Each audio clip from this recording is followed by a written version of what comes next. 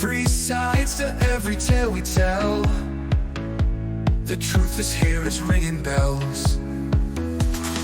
Hey everyone, and welcome to our deep dive today. It's into this book, Do Epic Shit, by Ankur Warikoo.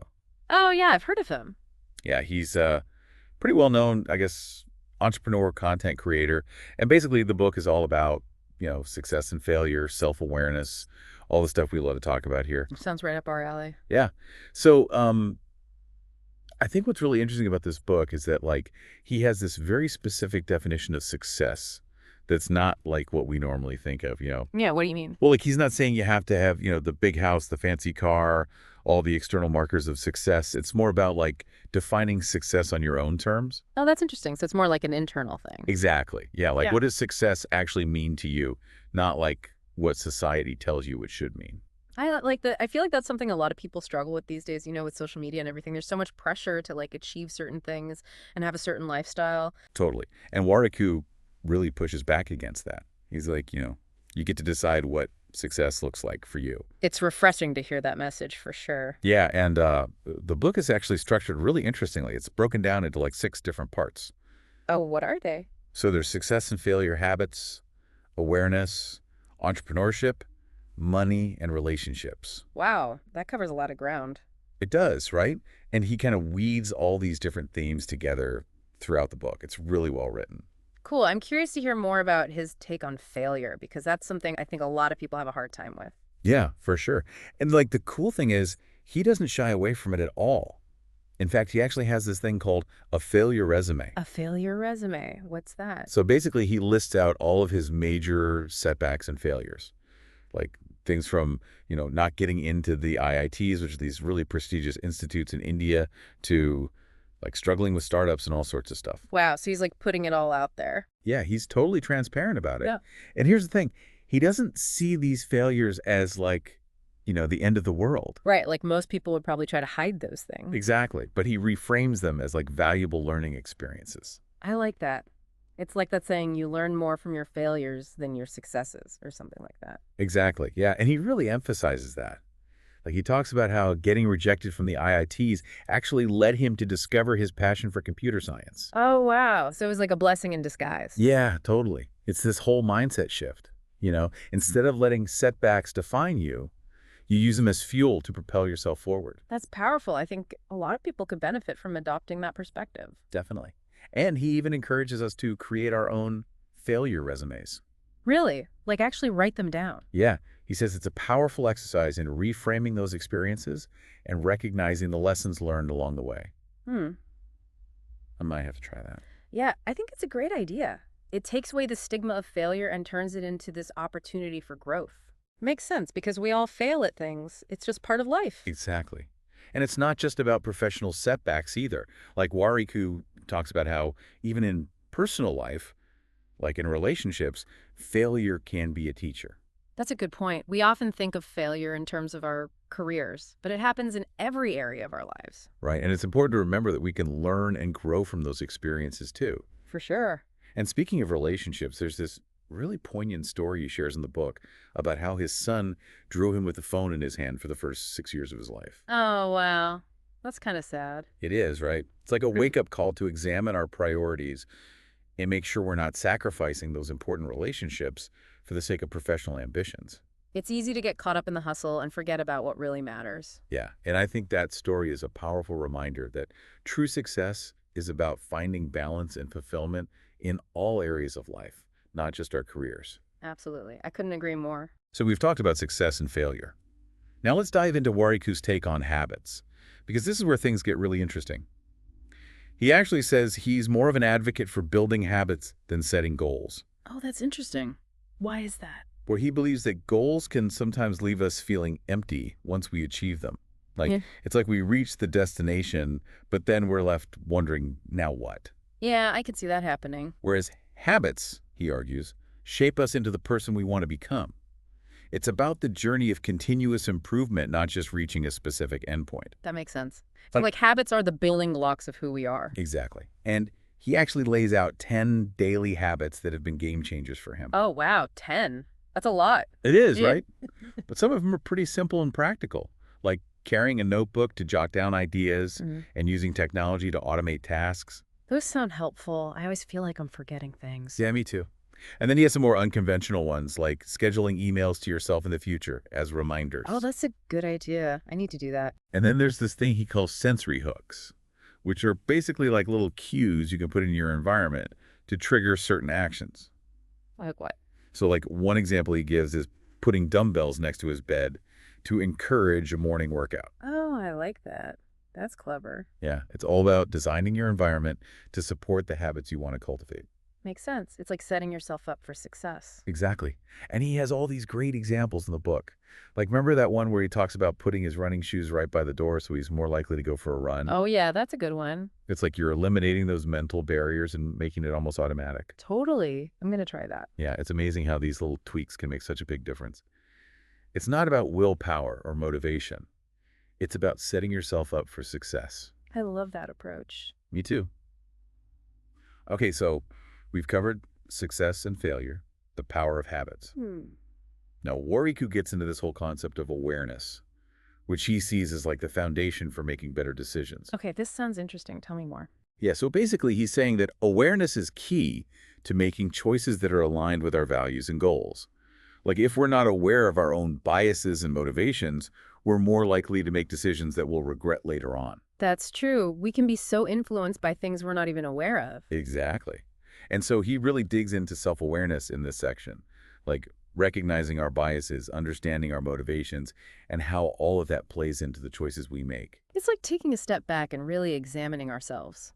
Yeah, and he even talks about the importance of understanding how our self-talk shapes our self-worth. Like if we're constantly putting ourselves down or focusing on our weaknesses, it's going to impact our confidence in our ability to achieve our goals. That's a good point. It's so easy to get caught up in negative self-talk. It is. And so Warikoo encourages us to be more mindful of our thoughts and to cultivate a more positive and supportive inner dialogue. I like that. It's like being your own best friend. Yeah, exactly. And then another thing he talks about is this idea of emotional debt. Emotional debt. I've never heard of that. So basically, he's saying that unaddressed emotional issues can be just as damaging as financial debt. Like if we're constantly suppressing our emotions or avoiding difficult conversations, it's going to build up over time and eventually create problems in our lives. That makes sense. It's like sweeping things under the rug instead of dealing with them. Exactly. And so he encourages us to be more proactive about addressing our emotional well-being and to seek support when we need it. I think that's really important. We often prioritize our physical health, but neglect our emotional health. Totally. And what's really cool is that Warikoo acknowledges that we don't always have all the answers. Yeah. Like he's not afraid to say, I don't know. That's refreshing. I feel like a lot of experts try to act like they have it all figured out. Yeah, but Warikoo is very humble, and he actually sees that humility as a strength, not a weakness. I like that. It makes it more relatable. Definitely. And he encourages us to embrace curiosity and stay open to learning throughout our lives. That's great advice. We should never stop learning. Totally. And one of the ways he suggests doing that is by resisting the obvious. Resisting the obvious. What does that mean? So basically, it's about deliberately considering alternatives to what most people would do in a given situation. Like instead of just automatically following the conventional path, you pause and ask yourself, is there another way to approach this? Oh, I see. So it's like thinking outside the box. Exactly. It's about challenging those default thought patterns and opening yourself up to new possibilities. That's a great way to put it. And he actually gives a lot of examples of how he's done this in his own life.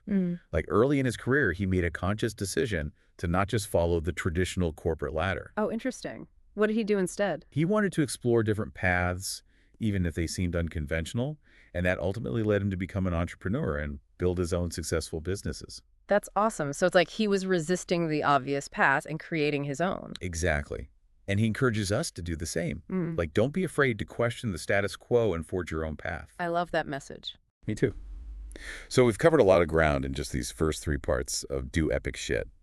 We've explored Warikoo's unique perspective on success and failure, the power of building habits, and the importance of cultivating awareness. It's been a fascinating discussion so far. Definitely. And in the next part of our deep dive, we'll delve into his insights on entrepreneurship, money, and relationships. Can't wait to hear what he has to say about those topics. Yeah, me too. It's going to Yeah. be really interesting. So stay tuned for part 2. Welcome back to our deep dive into Do Epic Shit. So in this part, we're going to get into Warikoo's thoughts on entrepreneurship. Okay, cool. I'm excited to hear about this. I know he's got a lot of experience in that area. Yeah, he does. And he really lays it all out there. You Yeah. know, he talks about both the good and the bad, the challenges and the rewards. So he doesn't sugarcoat anything? No, not at all. He's very honest and upfront about the realities of being an entrepreneur. I appreciate that. It's more helpful to hear the truth than some idealized version of entrepreneurship. Exactly. Hmm. And one of the things he emphasizes a lot is the importance of building a strong team. Makes sense. You can't do it all alone, right? Right. And he's like, a great team can make or break a business. So how does he suggest building a strong team? Well, he talks about a few key things, like trust, clear communication, and empowering employees. Those are all important qualities, for sure. Yeah. And he really believes that you need to create a culture where everyone feels valued and respected. So it's not just about hiring the right people, it's about creating the right environment. Exactly. And he even has this kind of provocative statement about leadership styles. Oh, yeah. What's that? He says something like, people would rather work for a competent jerk than an incompetent nice guy. That's pretty blunt. It is, right? But I think his point is that competence and clarity are ultimately more important for building trust and respect than just being likable. Yeah, I can see that. If you're a leader, you need to be able to make tough decisions and guide your team effectively, even if it means not always being the most popular person in the room. Right. And he's not saying that you should be a jerk, but he is saying that you need to prioritize competence over likability. It's about finding that balance, right? You can be a good leader and still be a good person. Exactly. And Warikoo believes that anyone can adopt an entrepreneurial approach, even if they're not running their own business. So it's more of a mindset than a job title. Yeah, it's about being proactive, identifying problems, and coming up with creative solutions. That's applicable to any job, really. Totally. It's about taking ownership and initiative. So even if you're not an entrepreneur, you can still think like one. Exactly. And he also has some interesting thoughts on raising funds. Oh, what does he say about that? Well, he sees it as an obligation, not an achievement. What do you mean by that? He's saying that taking on investors' money comes with a lot of responsibility. You're not just getting a cash infusion, you're entering into a partnership. Right, and you need to make sure that partnership is a good fit for your business and your vision. Exactly. And he cautions founders to be wary of giving up too much equity early on. It's about maintaining control over your company. Exactly. Yeah. And he also talks about the importance of financial literacy for entrepreneurs. Yeah, that makes sense. You need to understand how money works if you're going to run a business. Right. And he's very transparent about his own financial journey in the book. Oh, interesting. Does he talk about his mistakes? Yeah, he does. He talks about some of the financial mistakes he's made in the past, like taking on too much debt for real estate or investing in startups without doing proper due diligence. It's always good to learn from other people's mistakes. Totally. And he's basically sharing his lessons learned so we don't have to make the same ones. That's really generous of him. It is. And he also talks about some of the financial principles he now embraces. Like what? Well, he talks about the power of compounding, the importance of liquidity, and the need to prioritize long-term financial goals over short-term gratification. Those are all solid financial principles. Yeah. And he even has this funny anecdote about his wife outperforming him in investments. Oh, really? Yeah. Despite his initial skepticism, he basically admits that his wife is better with money than he is.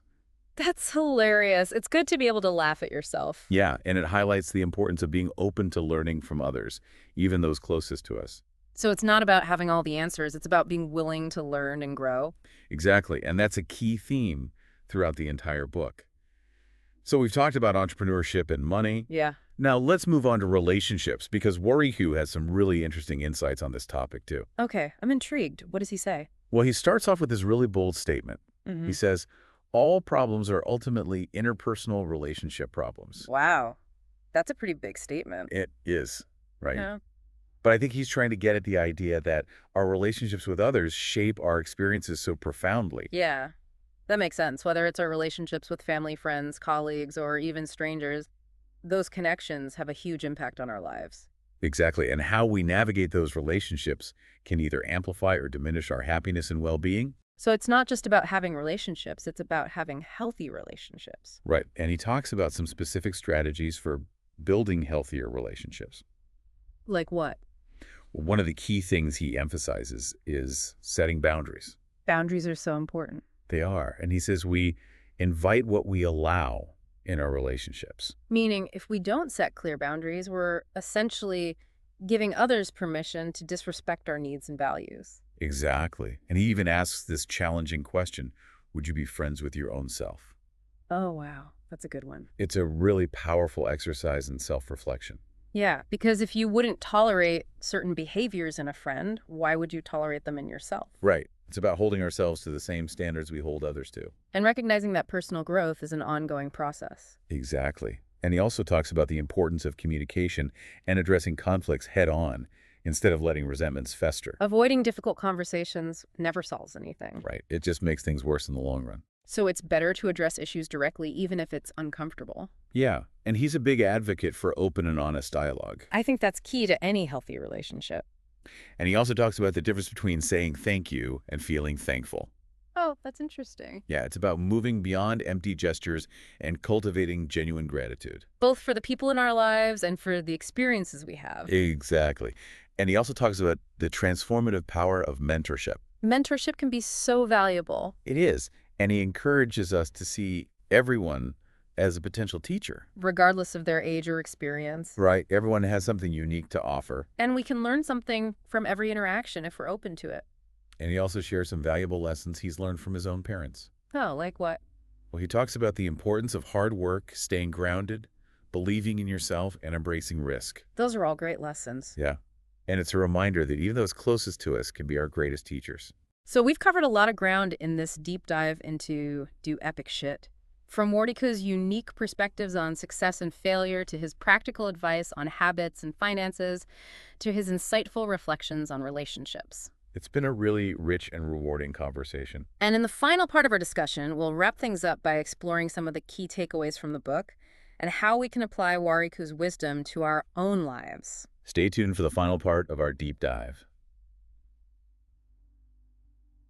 Welcome back to our deep dive into Do Epic Shit. Hey. We've talked about so much already, success and failure habits, awareness, entrepreneurship, money, and relationships. It's been quite a journey. Yeah, it really has. And through it all, I think one of the biggest takeaways for me has been this emphasis on personal growth.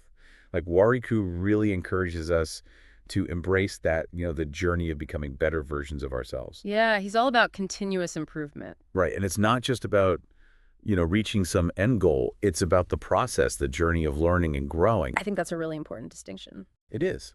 And what I appreciate is that he acknowledges that personal growth can be messy. It's not always easy or comfortable. Well, he doesn't sugarcoat it. No, he definitely doesn't. He's sometimes it's going to be hard and uncomfortable and even painful. But those are often the times when we grow the most. It's like that saying, no pain, no gain. Exactly. And he actually uses this great analogy of the lobster in the book. Oh, yeah. What's that about? So lobsters have to shed their shells in order to grow. Right. And that process is not exactly fun for the lobster. I imagine it's pretty uncomfortable. Yeah, but it's essential for their survival and growth. So it's like we have to be willing to shed our old selves in order to become new.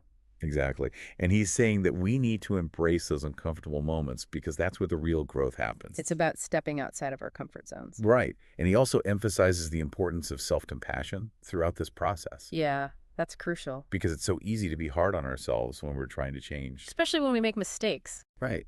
But Warikoo's be kind to yourself. It's okay to mess up. Just learn from it and keep moving forward. I think a lot of people need to hear that message. Yeah, we're often our own worst critics. Totally. So how do we actually put this into practice? How do we embrace personal growth in our daily lives? He gives us a lot of tools and strategies in the book. Like what?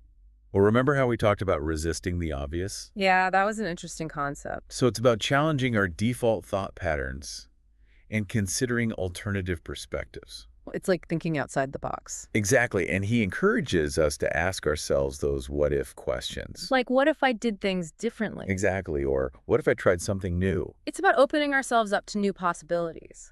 And he also talks about the importance of identifying our superpower. Or superpower. Yeah, like that unique strength or ability that we can rely on. Oh, I see. So it's like figuring out what we're really good at. Exactly. And then using those strengths to achieve our goals and live a more fulfilling life. And sometimes our superpower isn't what we expect it to be, right? Right. He actually shares the story of how his own superpower turned out to be storytelling. Really? I thought he was more of a tech guy. Yeah, he is. but he discovered that his true passion lay in connecting with people through stories. And that's what led him to become an author and a speaker. Exactly. So it's like, sometimes our greatest strengths are hidden in plain sight. I like that. It's encouraging to think that we all have a superpower waiting to be discovered. So as we wrap up this deep dive into do epic shit, I think the biggest takeaway for me is that personal growth is a lifelong journey. I agree. It's not something you just achieve and then you're done. It's about continuous learning, self-discovery, and evolution. And it's not always easy, but it's always worth it. Exactly, and I think Warikoo's book is a great guide for anyone who wants to embark on that journey. Definitely, it's full of practical advice and inspiring stories. So to everyone listening out there, if you're looking for a little guidance and inspiration on your own journey of personal growth, I highly recommend checking out Do Epic Shit by Ankur Warikoo. It's a great read. It is. And I think you'll find a lot of valuable insights in it. Thanks for joining us on this deep dive. Yeah, thanks for listening, everyone. Until next time, keep learning, keep growing, and keep doing epic shit. 3 sides to every tale we tell. The truth is here, it's ringing bells. Dive in deep, let's take a look in every twist and turn we took. For glory lies within the truth. We're chasing facts, it's our pursuit.